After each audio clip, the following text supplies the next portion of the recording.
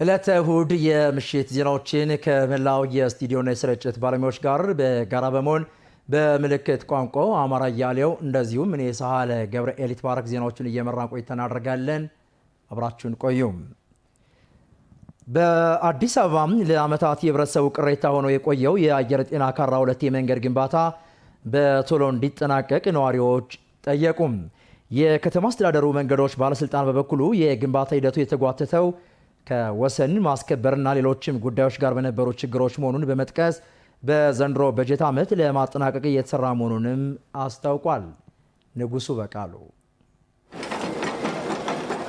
ከቀን ወደ ቀን እያደገችና የነዋሪዎቿ ቁጥር እየጨመረ የመጣችው አዲስ አበባ ተመራጭ ለመሆኗ ምክንያት ከሆኑ መሰረተ ልማቶቿ መካከል የመንገድ መሰረተ ልማቷ አንዱና ዋነኛው ሆኖ ይጠቀሳል። ለበርካታ ዓመታት ቅሬታ ሲቀርብበት የነበረው ከአየር ጤና 2 የመንገድ መሰረተ ልማት አሁንም በግንባታ ላይ ይገኛል። የመንገድ መሰረተ ልማቱ በተለያዩ ምክንያቶች ባለመሰራቱ የነበረውን ሁኔታ ነዋሪዎች እንዲህ ይገልጹታል። ተጀምሮ ነው የቆመው። በአጠቃላይ አይደለም ይሄ ኮንትራክተር እንኳን መንገዱን ሰርቶ ሊጨርስ ይቅርና የተሟላ እንኳን ማቴሪያል የሌለው ነበር። ክረምቶች ሲመጡ መኪናዎች ሁሉ እስከ መውደቅ ደርሰዋል። አሁን ላይ ግን ስናየው ጥሩ የመስራት አዝማሚያ ይታያል። ቆንጆ ነው። ጅምራቸውም ጥሩ ነው። ከኛ ጋር የሚሰሩ ልጅ ይዘው ስራ ቦታ ውለው የሚገቡ እናቶች አሉ። እንደገና አካል ጉዳተኞች አሉ ከኛ ጋር የሚሰሩ ማለት ነው። እነኛ አሁን በእግራቸው ከአየር ጤና 2 ድረስ ሂዱ ማለት በጣም ይከብዳል።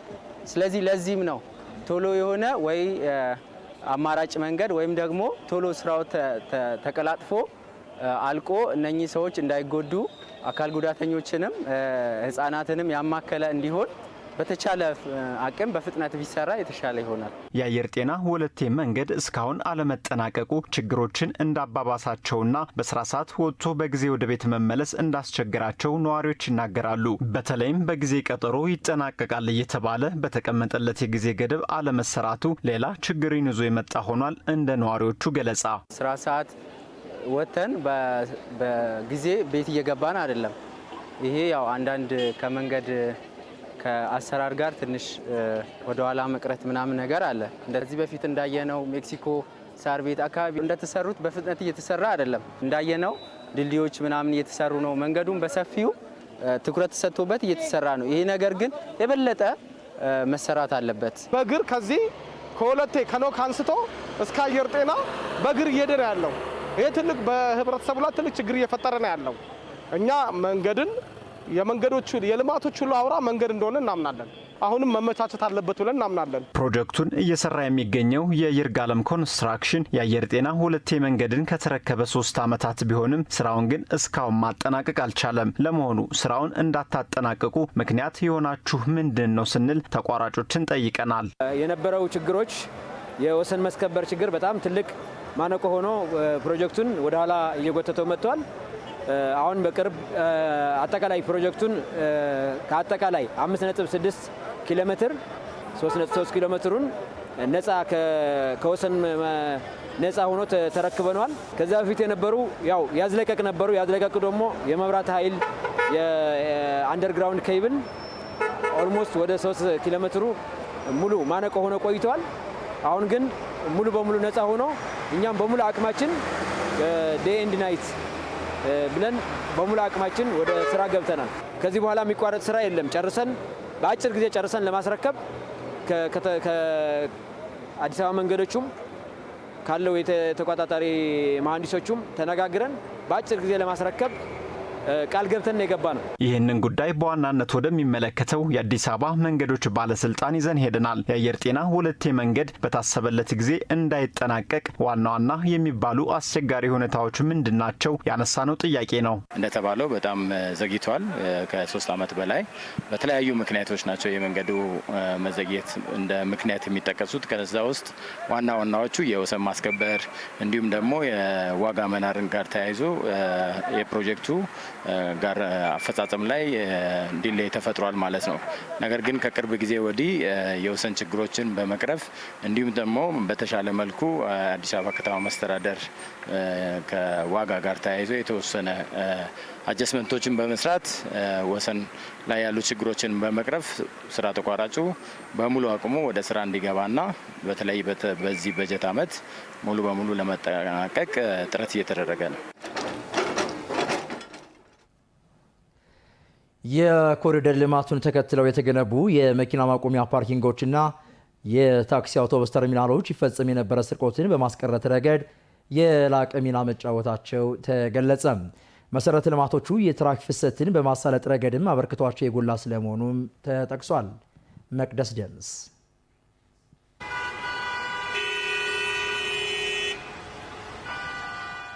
አሁን የምንገኘው ቀበና ነው። ቀበና ቀደም ባሉት ጊዜያት በትራፊክ መጨናነቅ የምትጠቀስ አካባቢ ነበረች። በተለይም ደግሞ በአስፓልቶች ዳር የሚቆሙ ተሽከርካሪዎች ለዚህ የትራፊክ መጨናነቅ ዋነኛ ምክንያት ሆነው ይቀርባሉ። አሁንስ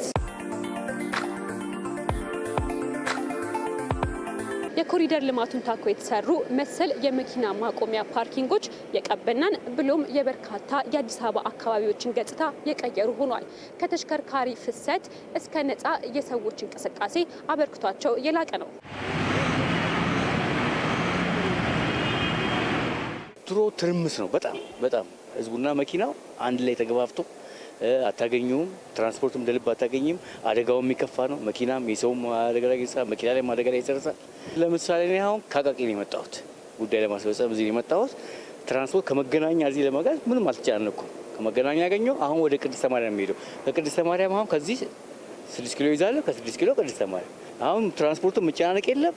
ታክሲውም እንደልብ ይቆማል፣ አውቶቡስም እንደልብ ይቆማል። በነጻነት ማቆም ይቻላል። ክስም አይኖረውም፣ ሰዓት ገደብም የለውም። ፓርኪንግ ሳይኖር ሲቀር ደርቦ የሚያቆም መኪና አለ። እሱንም ፓርኪንግ ሲኖር ደርቦ የማያቆምም አስፋልት ላይ የማይቆምም ገብቶ አቁሞ ይሄዳል። ልክ እንደ ቀበና ሁሉ ተሽከርካሪዎች መንገድ ዳር በመቆም የትራፊክ ፍሰቱን የሚያጨናንቁባት ሁኔታ የነበረባት አካባቢ ደግሞ መገናኛ ናት። በመገናኛ ከኮሪደር ልማቱ ጋር ታኮ የተሰሩ የመኪና መቆሚያ ፓርኪንጎች ይህንን ችግር በብዙ የቀረፉ ሆኖ አግኝተናቸዋል። በፊት ያው ትንሽ ከባድ ነበር። መንገድ ዳር ግጭት፣ ስርቆት፣ ብዙ ነገሮች፣ ወንጀሎች ይፈጸሙ ነበር። አሁን ይህ ፓርኪንግ በመፈጠሩ ግን ሰላማዊ ሰውን በሰላማዊ ያስቀምጠው በእምነት ወደ ፈለገበት ደርሶ የመምጣት እድል አግኝቷል። አሁን ያው አስፋልቶች ፍሪ ሆነዋል። ይሄን በመከፈቱ ማለት ነው። ብዙዎቹ ፓርኪንግ ላይ ነው የሚቆሙት። መንገድ ዳር አልፎ አልፎ ነው፣ ብዙም የለም እና ሰላም ነው። አንዴ ያጋጠመኝ ወደ ኮተቤ አካባቢ ሄጄ መኪና አቁሜ ሲሄድ ቴፕና ስፒከር ሰረቁኝ። ከፍተው ገብቶኝ መኪናም ይጠፋል። አሁን ግን ፓርኪንግ ሲኖር የመኪናም ዋስትና አለው። መኪና አይጠፋም።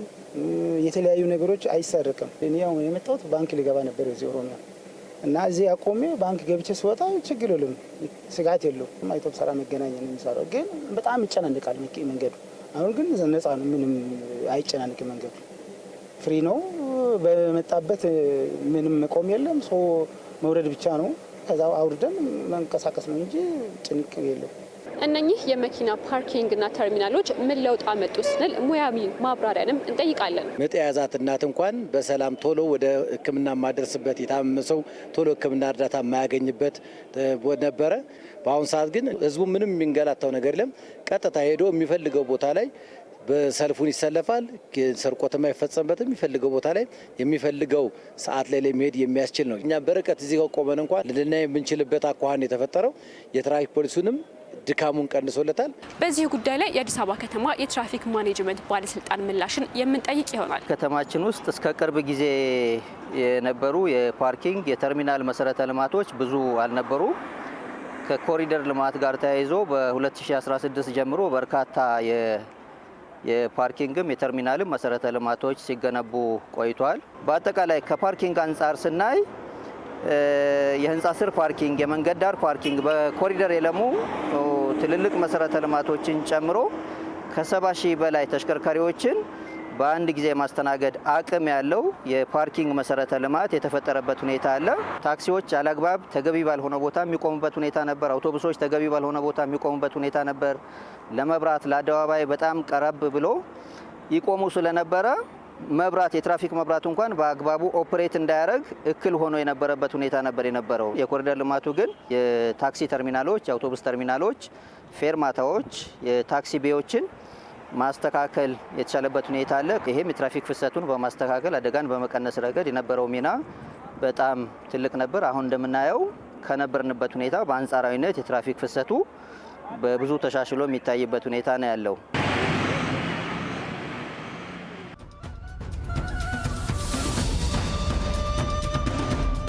ስታርታፕ የሚያሰሩበት ቦታ ነው። ወጣቶች ሀሳባቸውን ይዘው መጥተው ታግዘው ከኢንዱስትሪ ጋር አገናኝተን ሀሳቦቻቸው ሳይሞቱ ሳይጨነግፉ ተወልደው ወደ ቢዝነስ እንዲያድጉ የሚያስችል ኢንቫይሮንመንት በኤአይ መፈጠሩ በጣም ኢምፕሬሲቭ ነው።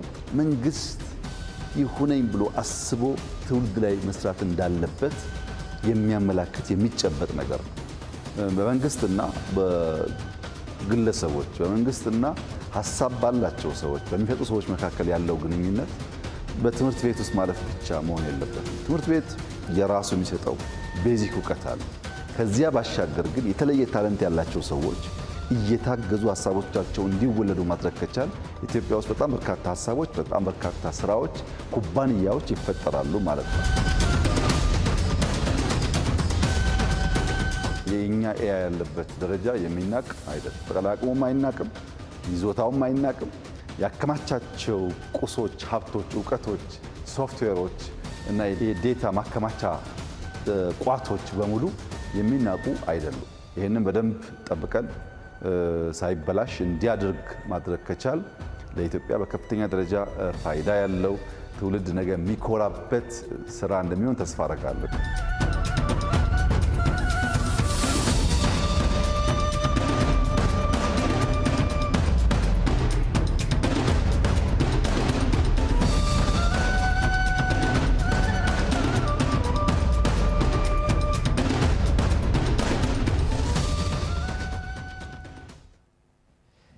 ከመሸጋገሪያ መልእክቱ ተመልሰናል። ከኛ ጋር ስለሆናችሁ እጅግ አድርገን እናመሰግናለን። የሀላባም የብሔር የዘመን መለወጫም የሴራ በዓል በፈጣን እድገትና የልማት ጉዞ ባለችው አዲስ አበባ መከበሩ መዲናዋ ሁሉም ኢትዮጵያውያን በጋራ የሚኖሩባት ቤታቸው መሆኗን ማሳያ ነው ሲሉ የሴቶችና ማህበራዊ ጉዳይ ሚኒስትር ዴኤታ ወይዘሮ ሂክማ ኬረዲን ገለጹ። በዓሉ የብሔሩ ተወላጆችና ተጋባዥ እንግዶች በተገኙበት በአዲስ አበባ ተከብሯል።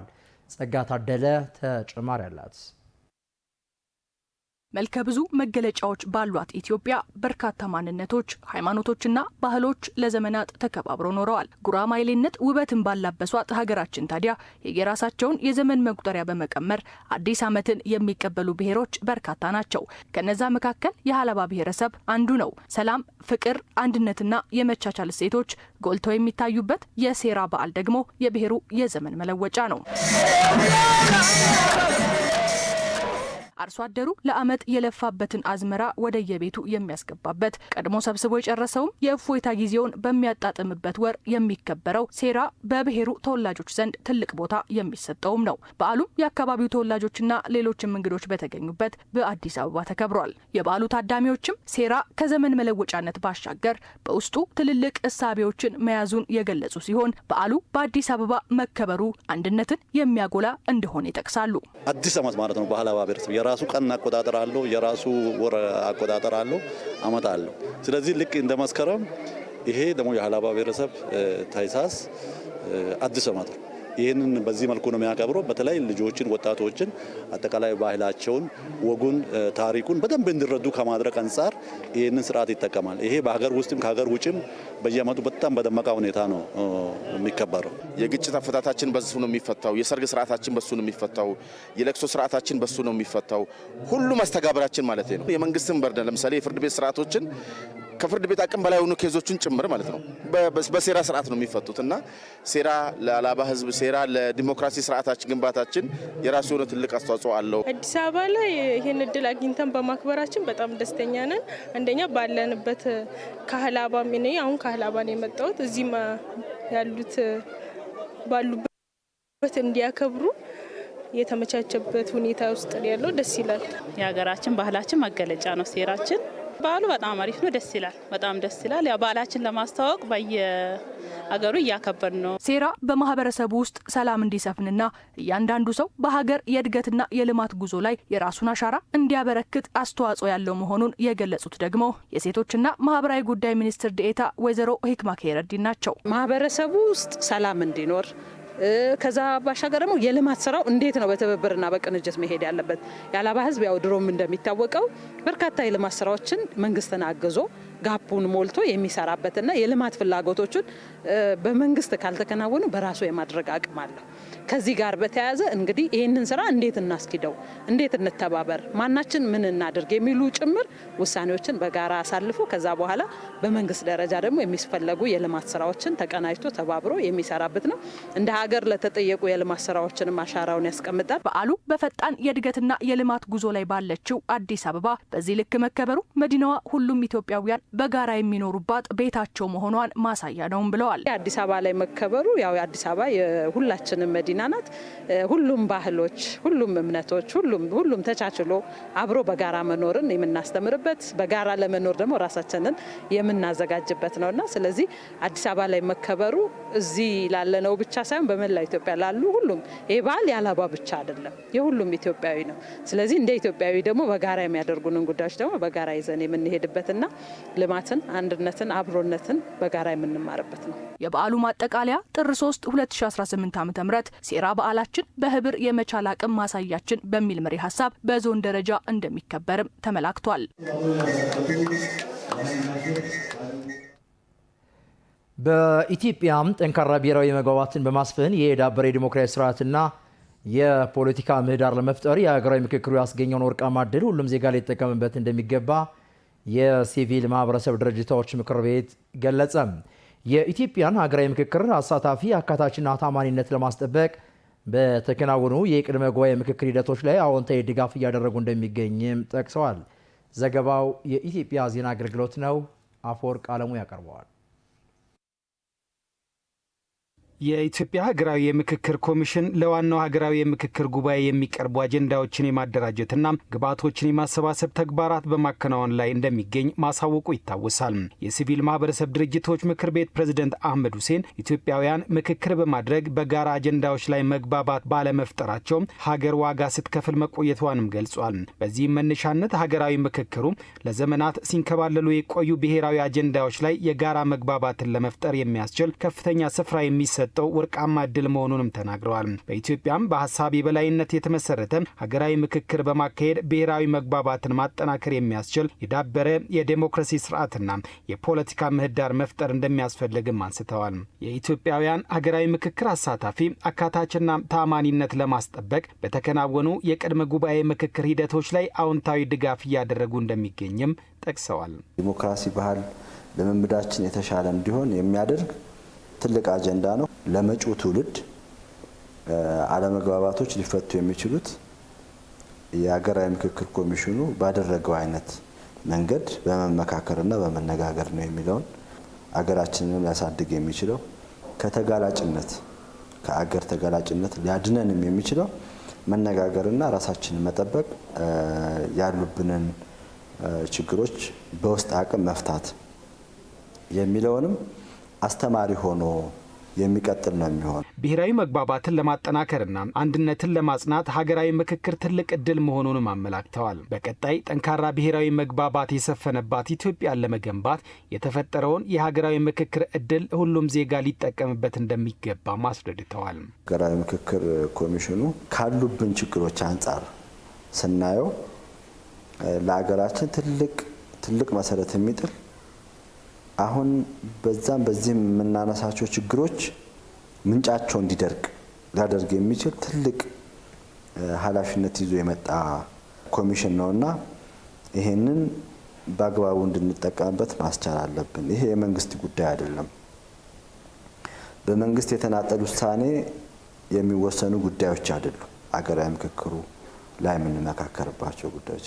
ስለዚህ ይህን አገራዊ ምክክር ዳር እንዲደርስ የሁላችንም ጥረት ይኑር የሚለውን ማስገንዘብ እፈልጋለሁ። የተርካንፊ ሰስተነብል ዴቨሎፕመንት መስራችና ዳይሬክተር ወርቅነሽ ቤጊ በሀገራዊ ምክክር የአጀንዳ ማሰባሰብና ተሳታፊ ልየታ ሂደት የሴቶችን ተሳትፎ ለማሳደግ ድጋፍ እያደረጉ መሆኑን ገልጿል።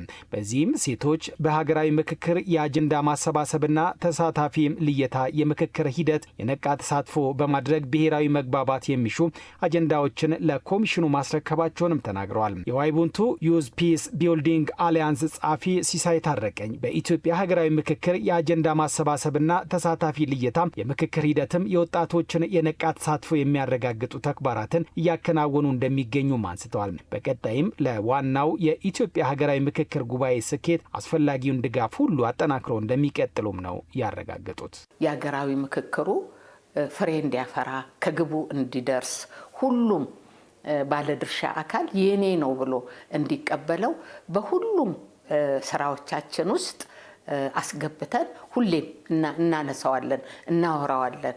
መመካከር ለሀገር ጥሩ እንደሆነ ወደ አንድነት እንደሚያመጣ ድምጻቸው እንዲሰማ እንዲያደርግ፣ ሴቶች ደግሞ በዚህ ውስጥ ከፍተኛ ሚና እንዳላቸው ልጆቻቸውን፣ ባሎቻቸውን፣ ወንድሞቻቸውን፣ እህቶቻቸውን ህብረተሰቡን ሁሉ የመድረስ አቅም አላቸው ሴቶች። ስለዚህ እዚህ ላይ አምነውበት እንዲሳተፉ ከፍተኛ የሆነ ስራ እየሰራን ያለ ነው። ሀገራዊ ምክክር በሚካሄድ ጊዜ በጣም ብዙ ሰው የሚገኝበት ትልቅ የበጎ ፍቃድ አገልግሎት የሚያስፈልገውና የወጣቶች ተባባሪነት የሚያስፈልገው ትልቅ ፕሮግራም እንደሚሆን ተስፋ እናደርጋለን። ስለዚህ ወጣቶች እዛ ላይ በበጎ ፈቃደኝነት እንዲሳተፉ፣ በማስተባበር እንዲሳተፉ እና ደግሞ በዋነኝነትም ደግሞ በአጀንዳዎቹ ላይ ውይይት እንዲያደርጉ ወጣቶችም በመመልመል ላይ ነን እና ደግሞ ይሄ እነዚህን ደግሞ ለናሽናል ዲያሎግ የምንሰጥ ይሆናል። የኢትዮጵያ ሀገር በቀል የኢኮኖሚ ማሻሻያ ለህንድ ባለሀብቶች ምቹ ኢንቨስትመንት ምህዳር መፍጠሩን በኢትዮጵያ የህንድ አምባሳደር አኒል ኩማር ራይ ገለጹ። ኢትዮጵያ ለህንድ አልሚ ባለሀብቶች ምቹ የልማት ከባቢ የፈጠረች ሀገር መሆኗንም በተለያዩ የኢንቨስትመንት አማራጮች የተሰማሩ የህንድ ባለሀብቶች ተናግረዋል። ዘገባው የኢትዮጵያ ዜና አገልግሎት ነው። ጽዮን ማሙ ታቀርበዋለች። በኢትዮጵያ ከፍተኛ ኢንቨስትመንት ካላቸው ሀገራት መካከል ህንድ ትጠቀሳለች። የህንድ ባለሀብቶችም ኢትዮጵያ ትኩረት በሰጠቻቸው የጤና፣ የግብርና፣ ጨርቃ ጨርቅና ሌሎች መስኮች 5 ቢሊዮን የአሜሪካን ዶላር የሚደርስ ኢንቨስትመንት እንዳላቸው በኢትዮጵያ የህንድ አምባሳደር አኒል ኩማር ራይ ለኢዜአ ተናግረዋል። በቀጣይም የህንድ ባለሀብቶች የኢትዮጵያን ኢንቨስትመንት እድል በመጠቀም በስራ እድል ፈጠራና ምርታማነት ላይ በስፋት እንዲሳተፉ በትኩረት እየተሰራ እንደሚገኝም አንስተዋል።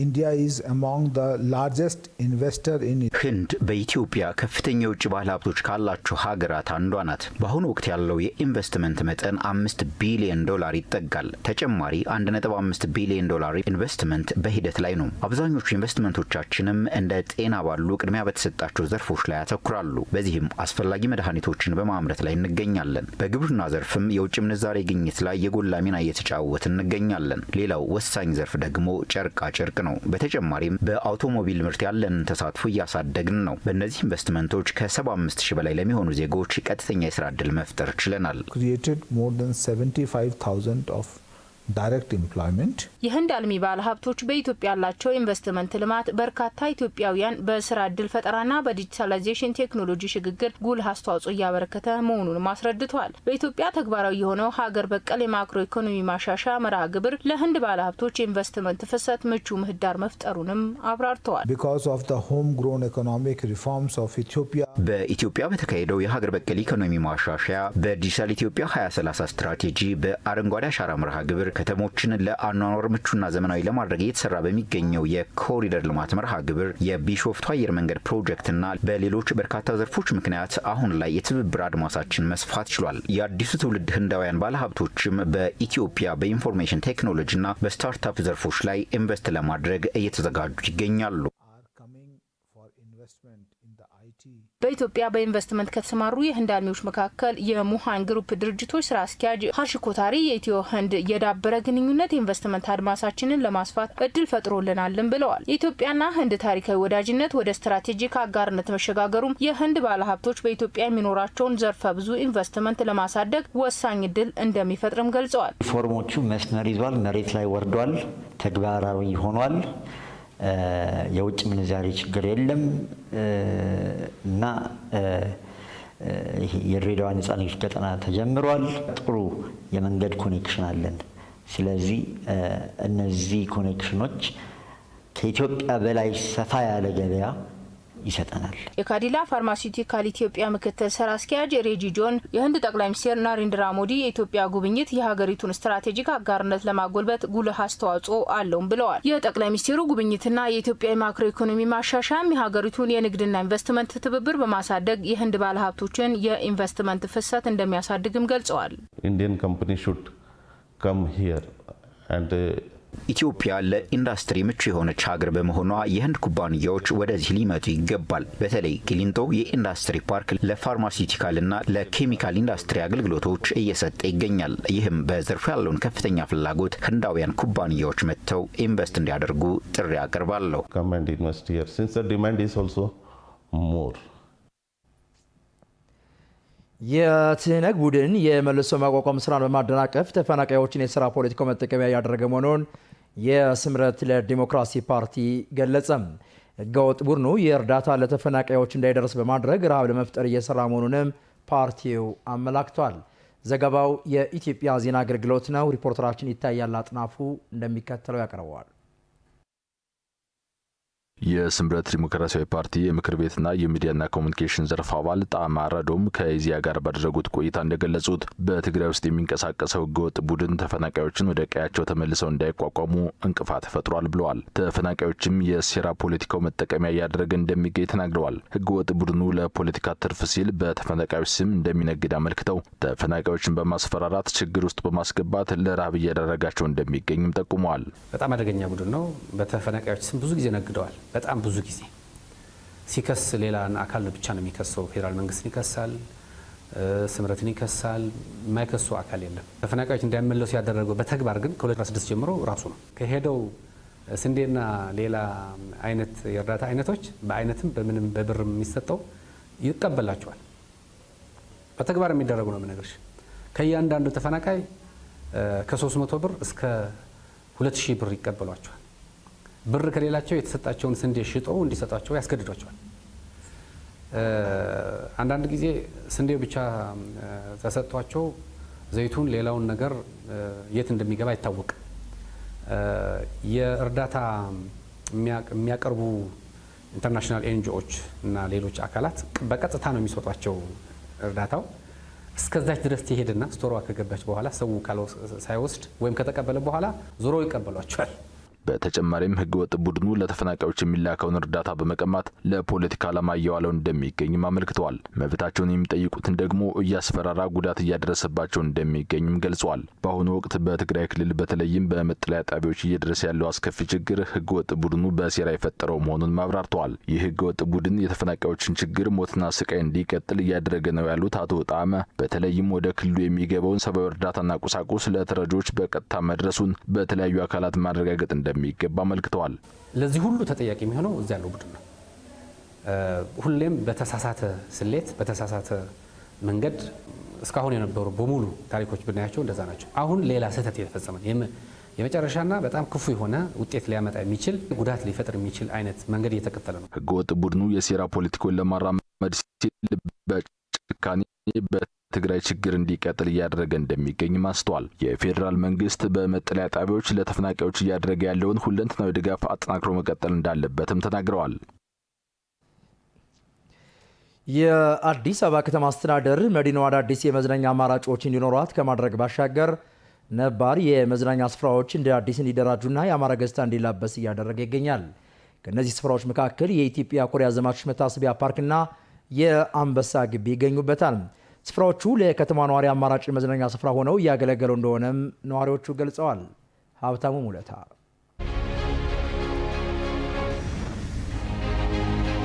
በአዲስ አበባ ከተማ ውስጥ እጅግ በርካታ ቁጥር ያላቸው አማራጭ መዝናኛ ስፍራዎች እየተገነቡ ይገኛሉ። አዳዲስ የመዝናኛ ስፍራዎችን ከመገንባት በተጨማሪ ደግሞ ከዚህ ቀደም የነበሩትን ተመሳሳይ አገልግሎት ሲሰጡ የነበሩትን በአዲስ መልኩ በማደራጀት ለአገልግሎት ክፍት እንዲደረጉ የማድረግ ስራ ሌላኛው ነው። ከነዚህ አካባቢዎች ወይንም ደግሞ በዚህ መልኩ እንዲለሙ ከተደረጉ ፓርኮች መካከል አንዱ አሁን የምንገኝበት የኢትዮጵያ ኮሪያ ዘማቾች መታሰቢያ ፓርክ ይገኛል። ከታደሰ በኋላ ያው እንግዲህ ሁላችንም እንደምናየው እጅግ በጣም ማራኪ ነው። የተለያዩ የእጅ ጥበቦች ያረፉበት፣ በርካታ ተግባራት የተከወኑበት እንደ ሀገርም የተሰሩ ያሉ ስራዎችን ከፍ አድርጎ የሚያሳይ ፓርክ ነው። በዚህ ወደ መገናኛ ሲሄድ ሁል ጊዜ አያለሁ። በቃ እሁድ ይመጣለሁ ብዬ አስባለሁ። ዛሬ ያው ቅዱስ ገብርኤልም ስለሆነ እዛ ግቢ ገብርኤል ውዬ ልጆችን ይዤ መጣሁት እዚህ።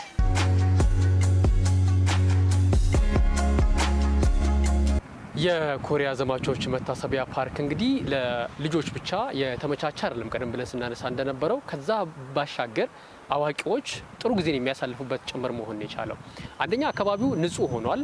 ከዛ በተጨማሪ ምቹ ወንበሮች አሉ። ከዛ በተጨማሪ የአየር ሁኔታው በጣም ምቹ ነው፣ ቀዝቃዛ ነው። ሰዎች ጸጥታን ሲፈልጉ እንዲሁም ተመስጦን ሲፈልጉ ወይንም ደግሞ የኔ ከሚሏቸው ሰዎች ጋር ጥሩ ጊዜ ማሳለፍ ሲፈልጉ ወደዚህ አካባቢ መጥተው ያማረ ጊዜን እንዲያሳልፉ በሚያስችል ሁኔታ የተከናወነ በአዲስ መልኩ ስራ የጀመረ ብሎ ማንሳት ይቻላል። ግቢው እንደምታዩ በጣም ሰፊ ነው። እዚህ መጥቶ መጽሐፍ ማንበብ ይቻላል፣ ራስን ማዳመጥ ይቻላል፣ ሌሎችንም የተለያዩ ተግባራትን መከወን የሚቻልበት አካባቢ ነው። ፓርኩ አሁን ያለውን ወይንም ደግሞ የአሁኑን ገጽታውን ከመላበሱ በፊት እንደዚህ እንዳልነበረ አካባቢውን የሚያውቁ ሰዎች ይናገራሉ። በተለይም ደግሞ በፓርኩ ውስጥ የንጽህና ውስንነት መኖሩ ተመራጭም እንዳይሆን አድርጎታል። አካባቢው ዙሪያ የሚገኙ ወንዞች የሚያመነጩት ሽታም አካባቢው ከመዝናኛነት ይልቅ ሰዎች ወደ ሌሎች አማራጮችን እንዲመለከቱ ያስገድድ ነበር። ለዚህም ነዋሪዎች እማኝነታቸውን ይገልጻሉ። በጣም በርካታ ቆሻሻ የበዛበት እንኳን እንደዚህ ለመዝናናት አይደለም መንገድ ላይ አልፈው ለመሄድም የምትጸየፈው አካባቢ ነበረ። በርካታ ነገሮች ተነስተው አሁን በዚህ መልኩ ማየት እጅግ በጣም ደስ የሚል ነው። የተረሳ ፓርክ ነው ብሎ መውሰድ ይቻል ነበር ከዚህ ፊት የነበረው ሁኔታ ማለት ነው። ሽታ ሁሉ በዚህ በኩል ሳው በጣም የሚያስጠላ አካባቢ ነበር እና አሁን ሳው በእውነት ነው እኔ ራሴ ውስጤ በጣም ነው የሚደሰተው። ወደ ተመልካቾች አሁን ደግሞ በአንበሳ ግቢ ነው የምንገኘው። ይሄ እንግዲህ በርካታ የአዲስ አበባ ነዋሪዎች እንደምታውቁት ብዙዎቹ ታሪክ አላቸው እዚህ ስፍራ ላይ በርካቶች ፎቶ ተነስተዋል ብሎ ማንሳት ይቻላል። ዞሮ ዞሮ ቁርኝታቸው ትልቅ ነው ብሎ ማንሳት ይቻላል። እንግዲህ በአዲስ አበባ ከተማ የመዝናኛ አካባቢዎች በአዲስ መልኩ እንዲለሙ ከተደረጉ አካባቢዎች መካከል ወይንም ደግሞ ፓርኮች መካከል አንዱ ይህ የምንገኝበት የአንበሳ ግቢ ነው። በዚህ መሰረት የአራዊቱ ስፍራ እንዲታደስ ሆኗል። ከዛ በተጨማሪ ህጻናት የሚጫወቱበት ሌሎች የመዝናኛ አካባቢዎችን በተጨባጭ በአዲስ መልኩ እንዲለሙ ከተደረጉ አካባቢዎችና እንደ አዲስ ለማህበረሰቡ አገልግሎት እንዲሰጡ ከተሰሩ የመዝናኛ አካባቢዎች መካከል አንዱ ይህ ነው የአንበሳ ግቢ። በአጠቃላይ በአዲስ አበባ ከተማ ቀድሞ የነበሩ ነገር ግን እንደ አዲስ እንዲደራጁና እንዲለሙ የተደረጉ የመዝናኛ ስፍራዎች ለከተማው ነዋሪ አማራጭ የመዝናኛ ስፍራ ከመሆን ባለፈ ለአዲስ አበባ ከተማም ተጨማሪ ገጽታን የሰጡ መሆን ችለዋል። ኢትዮጵያ በምታሰናዳው የፕላኔቷ ታላቅ ጉባኤ ኮፕ 32 አንጋፋው የሙዚቃ ሰው ሙላቱ አስታጥቄም የአህጉሪቷ ግዙፍ አየር መንገድ የኢትዮጵያ አየር መንገድ እንደዚሁም መሰል ርዕሰ ጉዳዮች በተለያዩ ሀገራት የመገናኛ ብዙሃን ተቋማት በስፋት ተነስተዋል። ካሳሁን አንዱዓለም የተለያዩ ዓለም አቀፍ የመገናኛ ብዙሃን ስለ ኢትዮጵያ ምን አሉ የሚለውን እንደሚከተለው ያስቃኘናል። Mulatu Astatke took to the stage for his farewell show in London. አንጋፋው የሙዚቃ ሰው ሙላቱ አስታጥቄ የአህጉሪቷ ግዙፍ አየር መንገድ የኢትዮጵያ አየር መንገድ በኢትዮጵያ የሚሰናዳው የፕላኔቷ ታላቅ ጉባኤ ኮፕ 32 እና መሰል ርዕሰ ጉዳዮች በተለያዩ ሀገራት የመገናኛ ብዙሃን ተቋማት በስፋት ተዘግበዋል። ቢቢሲ ስለ ኢትዮጵያዊው የጃዝ አባት ሙላቱ አስታጥቄ ሰፊ ዘገባን አስነብቧል። ኢትዮጵያዊው የጃዝ ሙዚቀኛ ሙላቱ አስታጥቄ በመጨረሻው የቀጥታ ኮንሰርቱ ላይ ተመልካቾቹን ለማመስገን እጆቹን ወደ ላይ አንስቶ ደማቅ ፈገግታ በሚለግስበት ፎቶ የሚጀምረው የቢቢሲ ዘገባ የኢትዮጵያ የጃዝ አባት የመጨረሻውን የቀጥታ ኮንሰርት ስለማቅረቡ ያትታል። ኢትዮ ጃዝን በዓለም ለማስተዋወቅ በርካታ ስራዎችን ያከናወነው የ82 ዓመቱ የሙዚቃ ሰው ሙላቱ አስታጥቄ ከ6 አስርት ዓመታት የዘፈን ስራ በኋላ የመጨረሻውን የቀጥታ ኮንሰርት ለንደን ተጫውቷል የሚለው ቢቢሲ አንጋፋ ዓለም አቀፍ የሙዚቃ ሰዎች ሙላቱን ዳግም በቀጥታ ኮንሰርት ሊያገኙት ባለመቻላቸው ማዘናቸውን ያስነብባል። I'm very saddened that we won't have this this genius double doctor Mulatu Astatke. ኢትዮጵያ በ2027 የምታሰናዳው ኮፕ 32 ከተለያዩ ሀገራት ጋር ያላትን ትብብር እንደሚያሳድግ ያስነበበው ደግሞ መቀመጫውን አዘርባይጃን ያደረገው ካሊበር የዜና ገጽ ነው። በአንካራ የኢትዮጵያ አምባሳደር አደም መሐመድን ዋቢ አድርጎ ስለ ኮፕ 32 ያስነበበው ካሊበር ኢትዮጵያ ጉባኤው እንድታዘጋጅ መመረጧ በተለይም ኮፕ 29ን ካስተናገደችው አዘርባይጃን ጋር አዲስ የትብብር መንገድ እንደሚከፍት ይጠበቃል ይላል። አዘርባይጃን ኮፕ 29ን በስኬት አሰናድታ ጠንካራ ተቋማዊ አቅም ፈጥራለች። ኢትዮጵያም በኮፕ 29 ጉባኤ ተሳትፋ ልምድ አግኝታለች የሚለውን የዲፕሎማቱን ንግግር የሚጠቅሰው ካሊበር አዘርባይጃን በከፍተኛ ደረጃ በኮፕ 32 ጉባኤ እንደምትሳተፍና እውቀቷን እንደምታካፍለን ተስፋ እናደርጋለን ማለታቸውንም አስነብቧል።